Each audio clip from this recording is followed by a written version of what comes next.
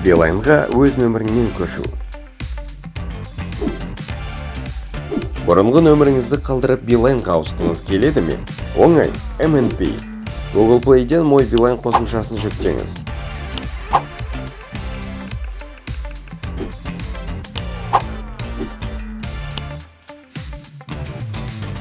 Мой Билайнды ашыңыз да «Стать абонентом Билайн» пернесін шертіңіз. «Перейти со своим номером» пернесін басыңыз. Көшіріңіз келетін нөмірді жазыңыз. Өтінімді растау үшін коды бар SMS келеді. Шарттары қолайлы тарифті таңдаңыз.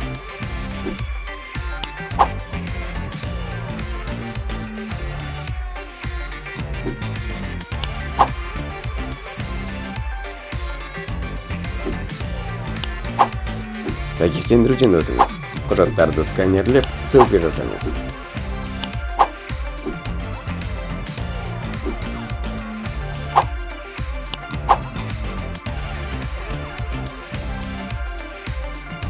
Деректеріңізді тексеріп, подтвердить пернесін басыңыз.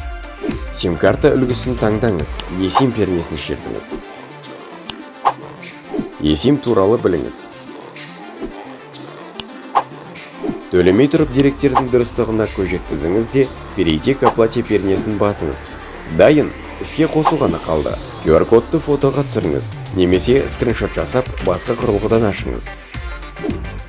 Баптаулар мәзіріне кіріңіз. Подключение.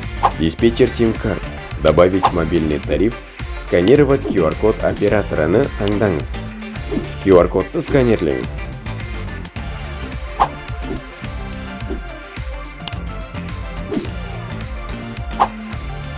eSIM іске қосылды. Орныңнан тұрмай өз нөміріңмен Билайнға көшу.